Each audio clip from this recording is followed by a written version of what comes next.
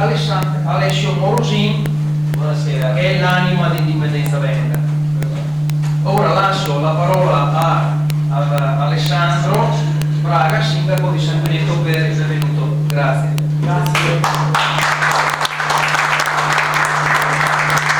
Grazie Massimiliano.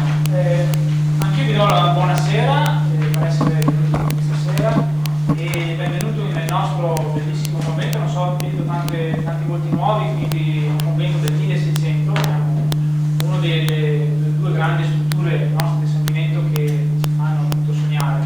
È un convento dei francescani zoppolanti, gli ordini minori dei zoppolanti.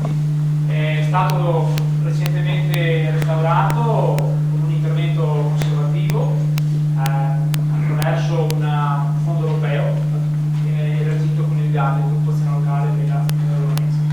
E quindi è un monumento che noi ci teniamo e venga utilizzato per campagne informative, riunioni, incontri e assieme poi al teatro.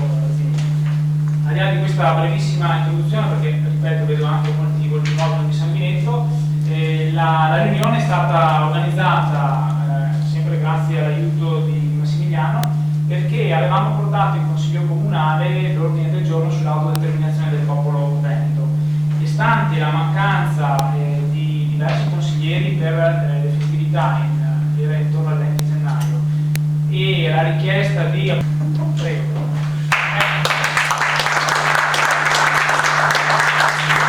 fine gli ospiti possono fare domande. So che come l'altra volta avevi d'acqua c'è stata la possibilità di fare domande, anzi è auspicabile perché i nostri relatori sono disponibili a completa discussione. Buonasera a tutti, grazie di essere qui questa sera. Questo posto che c'è un girare aperto diventa una sorpresa ogni sera. Cioè, domani facciamo l'indipendenza, torno a fare quello che è stata la storia nostra nei tempi passati. E quindi, non avendo informazioni, avevo già trovato il posto, Ermanor, l'appartamento, perché mia figlia doveva crescere, secondo il mio punto di vista, il nostro punto di vista, con maggiori opportunità e maggiori prospettive per il suo futuro. Poi ho avuto l'enorme fortuna, veramente non finirò mai di dirlo, di conoscere delle persone. Miliardi di euro dalle banche centrali europee arrivano nelle banche italiane e le banche italiane non li vedono perché passano direttamente a prendere titoli di Stato italiani. Se lo facesse un'azienda, l'antitrust arriverebbe immediatamente a metterci il naso, siete d'accordo con me? Per poi sui bot, ad esempio, c'è un bellissimo articolo sul Corriere dell'Economia di ieri, su 1000 euro di investimento restano 18 centesimi, tolte le tasse, tolto tutto, 18 centesimi. Bene, ho avuto questa fortuna e da lì ho iniziato a capire e a scoprire, perché quello che vorrei che uscendo da questa porta voi portaste con voi, per chi oggi sente per la prima volta parlare di indipendenza o di indipendenza veneta, o comunque del nostro progetto che poi legalmente e tecnicamente sarà spiegato in maniera perfetta ma molto semplice dall'avvocato Morosin. Vorrei che andaste fuori tutti con la percezione, non la consapevolezza è già tanto, la percezione, forse c'è qualcosa che non mi è stato spiegato bene. E da lì iniziaste ad informarmi. Perché un referendum, che poi è il nostro obiettivo primario, perché un Veneto indipendente, perché una nazione veneta, perché poi questo è il nostro fine. Non parliamo di autonomie, federalismo, parliamo proprio realmente di una nazione veneta e poi spiegheremo perché e come. Cioè il percorso è già tracciato, è già fatto, basta esclusivamente prendere in mano ognuno la propria responsabilità, e che chi oggi ha la responsabilità di decidere, quindi le persone che noi abbiamo votato qualche anno fa, faccia il suo lavoro mettendoci il cuore. Allora, la prima cosa è perché noi siamo un popolo. E siamo popolo per vari fattori. Primo, abbiamo una storia millenaria, non soltanto i 1100 anni della Serenissima, attenti, perché quello comunque è 1100 anni di una repubblica, è un caso unico della storia, ma abbiamo una storia ancora prima come popolo. Giulio Cesare nel Bello Gallico, poco dopo Cristo, parlava del popolo veneto che aveva il dominio di tutte le rotte della Bretagna, e insegnava ai popoli della Bretagna l'importanza della libertà ereditata dai propri padri. Giulio Cesare parlava di popolo veneto, La Serenissima è una storia incredibile, ha insegnato, e ancora oggi insegna, e ancora oggi molte cose che noi utilizziamo, anche piccoli simboli che noi utilizziamo tutti i giorni, provengono dalla Serenissima. Vi faccio un esempio, mi spiace che non ho la cartellina qui. O chi di voi utilizza mail almeno una volta al giorno? Lo sapete che ogni volta che voi mandate una mail utilizzate il simbolo veneto. La chiocciolina veniva utilizzata dai mercanti veneti veneziani nel 700, non 1700, 700, perché quando caricavano e scaricavano i bastimenti avevano in uso un linguaggio codificato per scrivere in poco spazio, e la et o chiocciolina stava a indicare questo et è contenuto in questo. E se ci pensate, Pietro Bortolin è contenuto nel sacro, o nel dominio, quindi ha lo stesso senso, lo stesso significato. Ci sono cose molto di uso anche comune che noi crediamo provengono dall'inglese e invece sono veneziane. Chissà come si chiamano le navi commerciali, quelli portacontainer grandi, enormi, che non è una parola inglese, lei è il partito cargo. A volte si dice anche che sei cargo. E questo se l'ha spiegato un professore di diritto marittimo inglese in un convegno a Venezia. Guardate poi la differenza di come siamo percepiti noi in terra nostra, come percepiamo noi stessi e come siamo percepiti all'estero.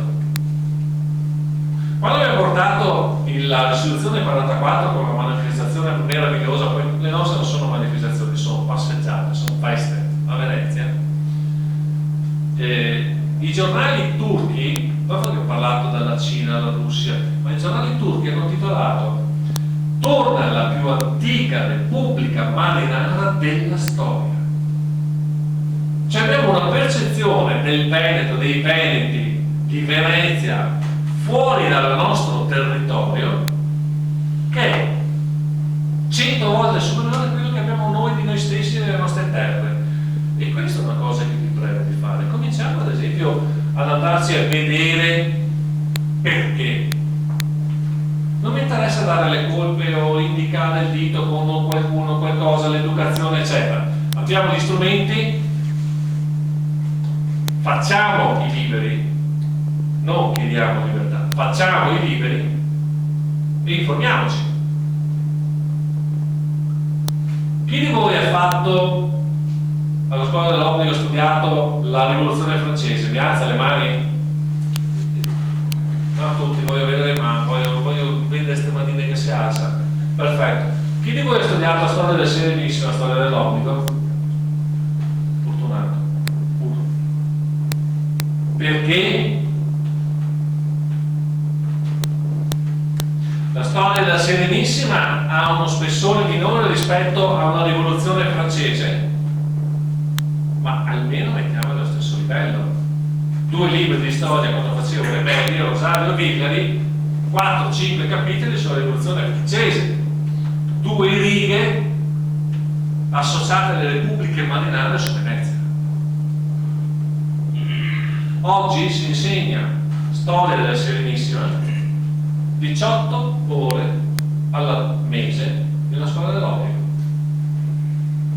in Dalmazia. In Dalmazia.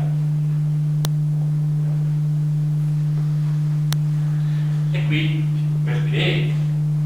Perché snaturare un popolo? Perché distruggere un popolo dopo Napoleone anche oggi? Perché quando vedete i film anche di 2 o 3 anni fa, il Veneto qua è il carabiniere scemo o è la serva di casa? Veneti intelligenti nei film non ne ho mai visti, ne avete visti voi? Perché? Chi di voi conosce la prima catena di montaggio della storia? Nei libri dicono Henry Ford. Peccato che qualche centinaio di anni prima all'Arsenale costruissero una nave intera in un giorno.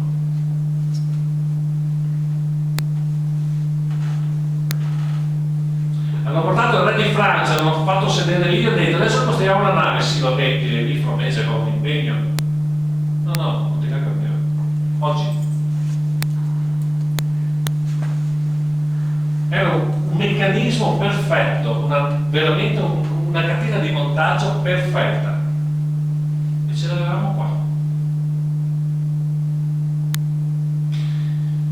Siamo un popolo perché? Perché abbiamo una lingua. La nostra è una. Poi ci sono il dialetto rodegino, il dialetto padovano, il dialetto trevigiano, di qua e di là del Piave. Ma la nostra, se voi oggi per commerciare con il mondo dovete conoscere l'inglese, perché la lingua franca commerciale oggi è riconosciuta, durante i domini a Serenissima, in tutto l'Adriatico fino a sotto la Turchia, per commerciare bisognava conoscere il veneziano. Era la lingua franca. Ed è una lingua che ancora vive in Brasile, lo chiamano italiano, è lingua ufficiale, stranamente in italiano. E se noi prendiamo un brasiliano veneto che viene qui e parla in italiano, vi renderete conto che parla della nostra lingua e ci capiamo immediatamente senza bisogno neanche di parlare in maniera particolare. Vi racconto un aneddoto e veramente faccio 2 minuti. Io ho avuto a che fare per lavoro con uno sloveno. Con la Slovenia mi viene presentato questo sloveno da un amico di Roma, Biasic comunque, viene da là, e mi fa: il mio cugino non parla italiano. Bene. Lo chiamo al telefono e provo, faccio finta di niente. Parla italiano? No? Ottimo. Inglese? No, niente inglese. Ma non è che lingua che parlo, sto adesso. E lui fa: parla nella nostra lingua. Parla in istriano. E abbiamo iniziato a parlare io in veneziano, lui in istriano, che è molto simile al triestino, ci siamo capiti perfettamente, senza nessuno sforzo. Quindi siamo un popolo, abbiamo la lingua, abbiamo il diritto, io penso anche il dovere, di autodeterminarci e quindi di decidere se vogliamo restare nell'esperimento Italia piccolissimo, perché 148 anni sono veramente pochi rispetto a 1100 soltanto della Repubblica Serenissima, o se vogliamo toglierci dall'esperimento Italia che è palesemente fallito. Perché no? È un nostro diritto, è riconosciuto dal diritto internazionale, poi ci spiegherà benissimo l'avvocato oggi.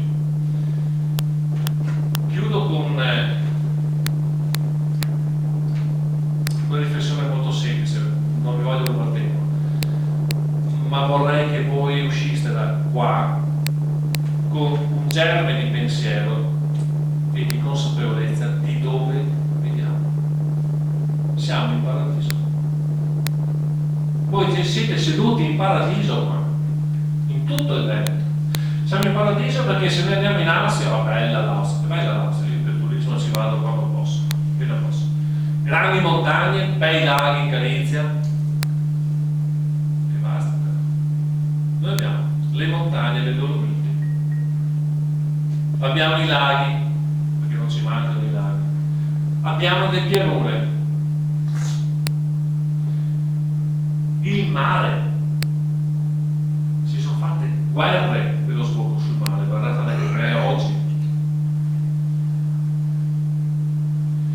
In qualsiasi posticino, anche più sperduto, siamo stati a Tarzo, spero neanche che esistesse, trovi meraviglie.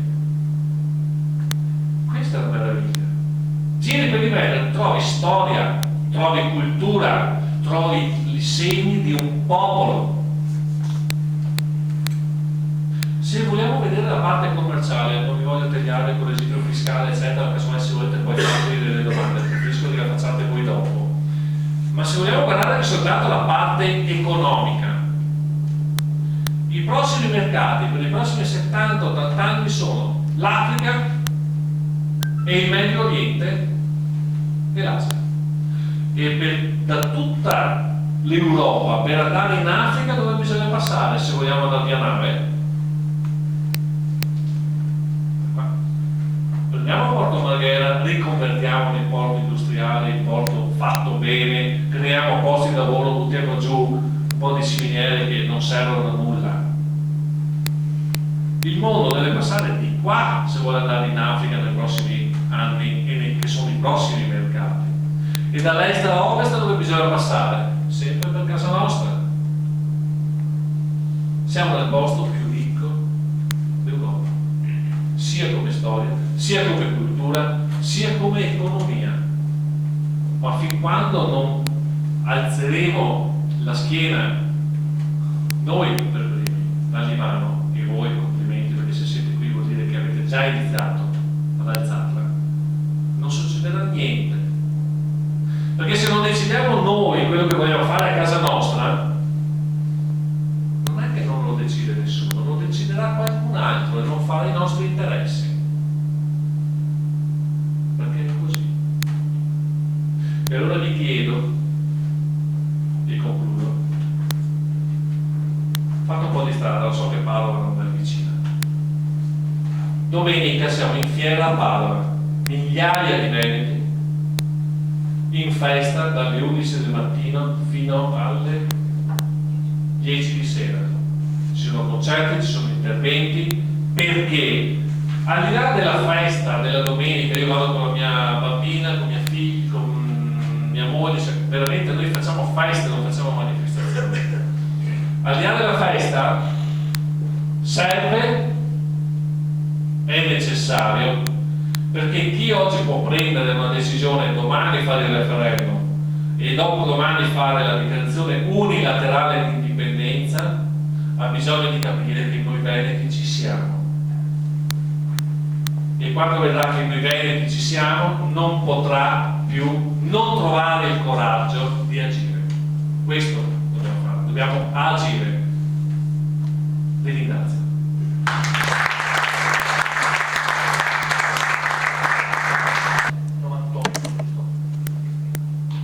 Ha fatto la prima risoluzione, era la risoluzione 42, che all'epoca era purissimo, no? Parlava già del popolo veneto, del percorso, che è stata l'antenato della risoluzione 44, che è stata votata nel novembre del 2012, il 28 novembre, e che poi ha portato il progetto di legge 342, che poi parlerà sempre Alessio, che è fermo da mesi e mesi in Consiglio regionale, che parla di indire il referendum, dove il popolo veneto viene chiamato per mettere sì o no a un quesito: vuoi che il Veneto diventi una repubblica sovrana e indipendente, sì o no? Ne abbiamo diritto, come ha detto Piero Bortolini. Vi lascio a Alessio che vi spiega.